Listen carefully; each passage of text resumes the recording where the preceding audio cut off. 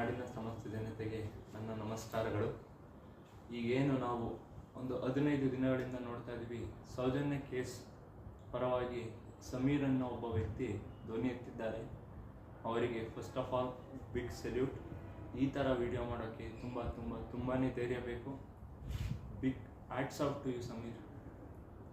And first ಏನಂದರೆ, ಸೌಜನ್ಯ ಕೇಸಿಗೆ ನ್ಯಾಯ ಸಿಗಬೇಕು, ಅದು ಗೊತ್ತು. ಆದರೆ ಸ್ವಲ್ಪ ಟ್ರೋಲರ್ಸ್ ಏನು ಮಾಡ್ತಿದ್ದಾರೆ, ಸಮೀರ್ ಅವ್ರಿಗೆ ಬೈದಿದ್ದೀರಾ, ನೀನು ಮುಸ್ಲಿಮು, ನೀನು ಯಾಕೆ ನಮ್ಮ ಹಿಂದೂ ಧರ್ಮದ ಬಗ್ಗೆ ಮಾತಾಡ್ತೀಯ, ನಮ್ಮ ದೇವಸ್ಥಾನಗಳ ಬಗ್ಗೆ ಮಾತಾಡ್ತೀಯ, ನಿಮ್ಮ ಧರ್ಮದ ನೀನು ನೋಡ್ಕೊ ಅಂತ. ಅವರು ಯಾವುದು ಹಿಂದೂ ಮುಸ್ಲಿಂ ಕ್ರಿಶ್ಚಿಯನ್ ಬಗ್ಗೆ ಮಾತಾಡ್ತಿಲ್ಲ ಅಣ್ಣ. ಅವರು ಒಬ್ಬ ಭಾರತೀಯ ಪ್ರಜೆಯಾಗಿ ಅವರ ಧ್ವನಿಯನ್ನು ಎತ್ತಿದ್ದಾರೆ. ನಿಮ್ಮ ಕೈಯಲ್ಲಿ ಸಪೋರ್ಟ್ ಮಾಡೋಕ್ಕಾಗಿಲ್ಲ ಅಂದರೆ ದಯವಿಟ್ಟು ಸುಮ್ಮನೆ ಇದ್ಬಿಡಿ. ಯಾರ್ಯಾರು ಅವ್ರ ಪರವಾಗಿ ನಿಲ್ತಾರೋ ನಿಂತು ನ್ಯಾಯ ದೊರಕಿಸ್ತೀವಿ. ನೀವು ದಯವಿಟ್ಟು ಸುಮ್ಮನೆ ಇದ್ರೆ ಸರಿ. ಒಂದು ವಿಡಿಯೋ ಅಪ್ಲೋಡ್ ಮಾಡಿದ್ದೀರಾ, ಅದು ಹಾಕ್ತೀನಿ, ನೋಡ್ಕೊಂಬನ್ನಿ. ಸಮೀರ್, ನಿಂಗೇನು ಮಾಡಕ್ಕೇನು ಕೆಲಸ ಇಲ್ವಾ? ಮುಸ್ಲಿಂ ಆಗ್ಬಿಟ್ಟು ಯಾಕೆ ನಮ್ಮ ಹಿಂದೂ ಧರ್ಮದ ಬಗ್ಗೆ ಮಾತಾಡ್ತಾ ಇದೀಯಾ? ನೀನ್ ಮುಸ್ಲಿಂ ಬಗ್ಗೆ ಅಷ್ಟೇ ಮಾತಾಡು, ನಮ್ ಧರ್ಮಕ್ಕೆಲ್ಲ ಬರಬೇಡ. ನೀನು ಮುಸ್ಲಿಂ ಆಗಿರೋದು ಕಲಿ. ನಮ್ ನಡುವೆ ನಮ್ ಜಾತಿ ಧರ್ಮ ಬಗ್ಗೆ, ನಮ್ ಧರ್ಮದ ಬಗ್ಗೆ, ನಮ್ ದೇವ್ರಗಳ ಬಗ್ಗೆ ಎಲ್ಲ ಮಾತಾಡ್ಬೇಡ. ಈಗೇನು ಇಷ್ಟೊತ್ತು ಈ ವಿಡಿಯೋ ನೋಡ್ಕೊಂಬಂದ್ರಲ್ಲ, ಆ ವಿಡಿಯೋ ಅವ್ರು ಮಾಡಿರೋದಲ್ಲ. ಈ ಆಯಾ ಥರ ಕಮೆಂಟ್ ಮಾಡಿದ್ದೀರಾ, ಅದನ್ನೆಲ್ಲ ಕೊಲಾಬ್ ಮಾಡಿ ಅವರು ಒಂದು ಬೈತಿರೋ ವಿಡಿಯೋ ಮಾಡಿದ್ದಾರೆ. ದಯವಿಟ್ಟು ಯಾರು ಹಿಂದೂ ಮುಸ್ಲಿಂ ಅಂತ ಯಾರು ಡಿವೈಡ್ ಮಾಡೋಕ್ಕೆ ಹೋಗ್ಬೇಡಿ. ಇಲ್ಲಿ ಯಾವುದು ಹಿಂದೂ ಮುಸ್ಲಿಂ ಕ್ರಿಶ್ಚಿಯನ್ ಕತೆ ಅಲ್ಲ. ಇದು ಒಬ್ಬ ಭಾರತೀಯ ಪ್ರಜೆಯಾಗಿ ಮಾಡಬೇಕಾಗಿರೋ ಕರ್ತವ್ಯ ಇದು ಫಸ್ಟ್. ಆ್ಯಂಡ್ ಇನ್ನೊಂದು ಕೇಸ್ ಏನಂದರೆ, ಎಲ್ಲರೂ ಈಗ ಟ್ರೋಲರ್ಸ್ ಏನು ಮಾಡ್ತಿದ್ದಾರೆ, ಟ್ರೋಲರ್ಸ್ ಆಗಿ ಒಂದು ಸ್ವಲ್ಪ ಇನ್ಸ್ಟಾಗ್ರಾಮ್ ಪೇಜಸಲ್ಲಿ ಧರ್ಮಸ್ಥಳದ ಮಂಜುನಾಥನ ಬಗ್ಗೆ ಕೆಟ್ಟದಾಗಿ ಮಾತಾಡ್ತಿದ್ದೀರಾ. ದೇವರೇ ಇಲ್ಲ, ನಿನ್ನ ಹತ್ರ ಇರೋ ಹೆಣ್ಮಕ್ಳಿಗೆ ನಿಮ್ಗೆ ನ್ಯಾಯ ದೊರಕಿಸೋಕ್ಕಾಗಿಲ್ಲ, ಹಂಗೆ ಹಿಂಗೆ ಅಂತ. ಅದು ಒಂದೆರಡು ಶಾರ್ಟ್ಸ್ ಇದೆ, ಹಾಕ್ತೀನಿ, ನೋಡ್ಕೊಂಬಂದು.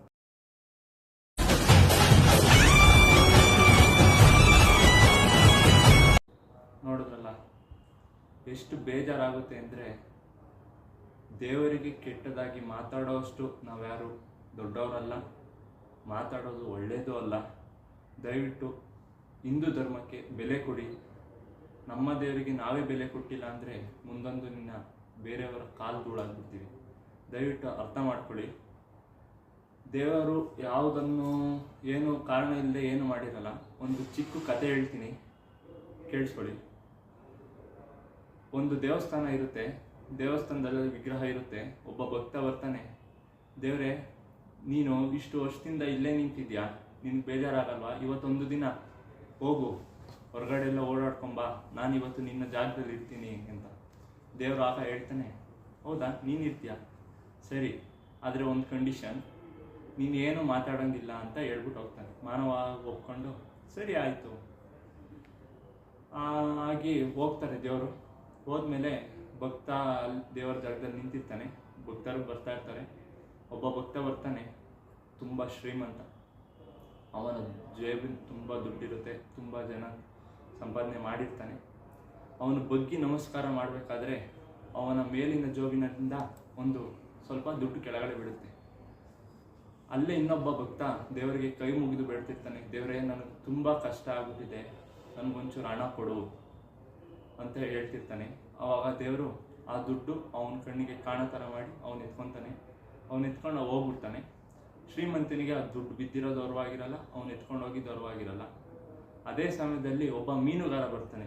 ದೇವರೇ ಇವತ್ತು ನಾನು ಮೀನು ಹಿಡಿಯೋಕೆ ಹೋಗ್ತಾ ಇದ್ದೀನಿ, ನನಗೆ ಒಳ್ಳೆ ಬೇಟೆ ಕೊಡಪ್ಪ ಅಂತ ಬೇಡ್ತಾನೆ. ಆ ಸಮಯದಲ್ಲಿ ಈ ಶ್ರೀಮಂತನಿಗೆ ಅರಿವಾಗುತ್ತೆ, ನನ್ನ ಜೇಬಿನಲ್ಲಿ ದುಡ್ಡಿಲ್ಲ ಅಂತ.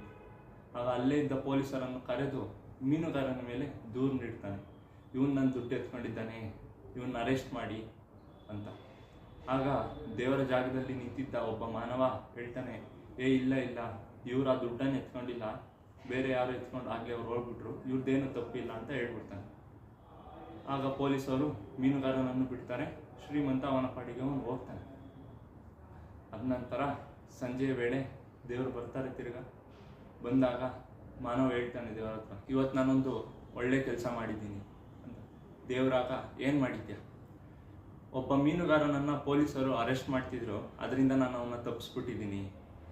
ಆಗ ದೇವರು ಹೇಳ್ತಾನೆ, ನೀನು ಇವತ್ತು ತಪ್ಪು ಮಾಡಿದ್ಯಾ. ಆ ಶ್ರೀಮಂತ ಏನಿದ್ದ ಅವನು ತುಂಬ ಜನ ತಲೆ ಮೇಲೆ ಕೈ ಇಟ್ಟು ಆ ದುಡ್ಡನ್ನು ಸಂಪಾದನೆ ಮಾಡಿದ್ದ. ಆ ದುಡ್ಡು ಇಲ್ಲಿ ಕಳೆದೋಗಿ ಅವನ ಕರ್ಮ ಕಳಿಯೋ ಥರ ನಾನು ಮಾಡಿದ್ದೆ. ಇನ್ನೊಬ್ಬ ವ್ಯಕ್ತಿ ಏನು ಅವನು ದುಡ್ಡಿಲ್ಲ ಅಂತ ಕೇಳ್ಕೊಂಬಂದಿದ್ದ, ಅವನಿಗೆ ದುಡ್ಡು ಸಿಕ್ಕಿ ಅವನ ಕಷ್ಟ ಪರಿಹಾರ ಥರ ಮಾಡಿದ್ದೆ. ಮೀನುಗಾರನ ಮೇಲೆ ಆ ಆಪಾದನೆ ಬರೋಕ್ಕೆ ಯಾಕೆ ಮಾಡಿದ್ದೆ ಅಂದರೆ, ಮೀನುಗಾರ ಇವತ್ತು ಮೀನು ಹಿಡಿಯೋಕ್ಕೆ ಸಮುದ್ರಕ್ಕೆ ಹೋದರೆ ಅಲೆಗಳ ಮಧ್ಯ ಅವನು ಸತ್ತೋಗ್ತಾನೆ. ಅದಕ್ಕೋಸ್ಕರ ಪೊಲೀಸರು ಅವನ್ನ ಅರೆಸ್ಟ್ ಮಾಡಿ ಅವನು ಜೈಲಿಗೆ ಹೋಗೋ ಥರ ಮಾಡಿದ್ದೆ. ಆದರೆ ನೀನೆಲ್ಲ ಹಾಳು ಮಾಡಿದ್ಯಾ. ಈಗ ಮೀನುಗಾರ ಹೋಗಿ ಸತ್ತೋಗ್ತಾನೆ, ಶ್ರೀಮಂತನು ಅವನ ತರ್ಪ ಅವನು ಮಾಡ್ತಾನೆ ಇರ್ತಾನೆ.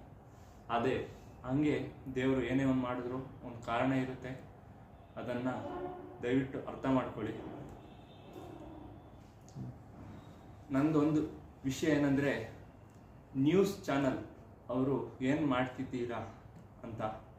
ಯಾಕಂದರೆ ಹಿಂಗೆ ಒಂದು 3 months ಬ್ಯಾಕ್ ಒಬ್ಬರು ಸೆಲೆಬ್ರಿಟಿ ನ್ಯೂಸ್ ಆಗಿತ್ತು, ದರ್ಶನ್ ಅವ್ರದ್ದು. ಅವರ ಕೇಸ್ ಬಗ್ಗೆ ಎಷ್ಟು ಕಾನ್ಸಂಟ್ರೇಟ್ ಮಾಡಿದ್ರು ಅಂದರೆ news channel, hats off to them.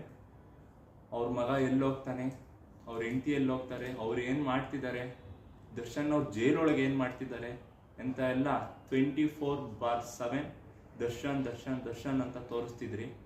ಆದರೆ ಸೌಜನ್ಯ ಕೇಸ್ 2012 ಆಗಿರೋದು, ಇವತ್ತು 2022 ಮಾರ್ಚಲ್ಲಿದ್ದೀವಿ, ಆದರೂ ಅವ್ರಿಗಿನ್ನೂ ನ್ಯಾಯ ಸಿಕ್ಕಿಲ್ಲ. ಇದರ ಬಗ್ಗೆ ಯಾಕೆ ನೀವು ನ್ಯೂಸಲ್ಲಿ ತೋರಿಸಿಲ್ಲ ಅಂತ ಇಲ್ಲ, ಯಾವಾಗೋ ಒಂದು ಸತಿ ತೋರಿಸಿ ಸುಮ್ಮನಾಗೋದಲ್ಲ.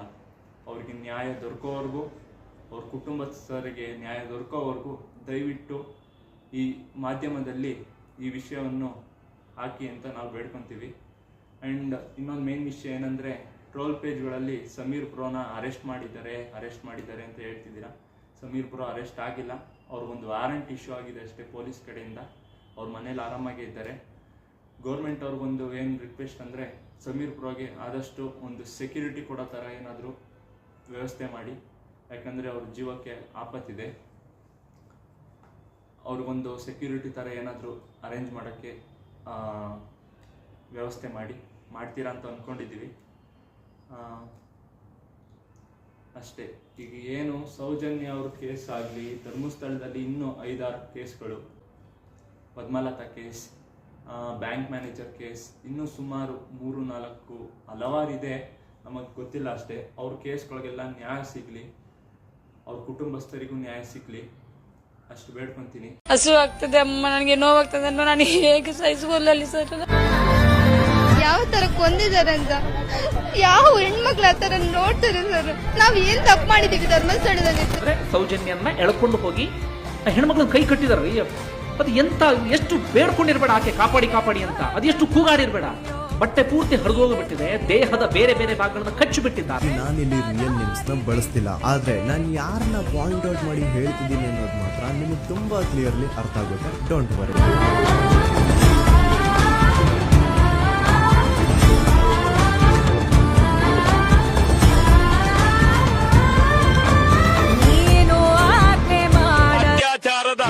ಇಂದಿನ ಕಥೆಗಳಿದೆ ಅಲ್ಲ, ಕೈಕಾಲುಗಳನ್ನೇನು ತಿರುಗಿಸಿ ಇದೇ ಭಾಗವನ್ನೆಲ್ಲ ಕಚ್ಚಿ ಅವನ ಪೂರ್ತಿ ಅಂಗಾಂಗವನ್ನು ಪುಡಿ ಮಾಡಿ ಕೊಂದಂತ ಕೃತ್ಯ ಇದು.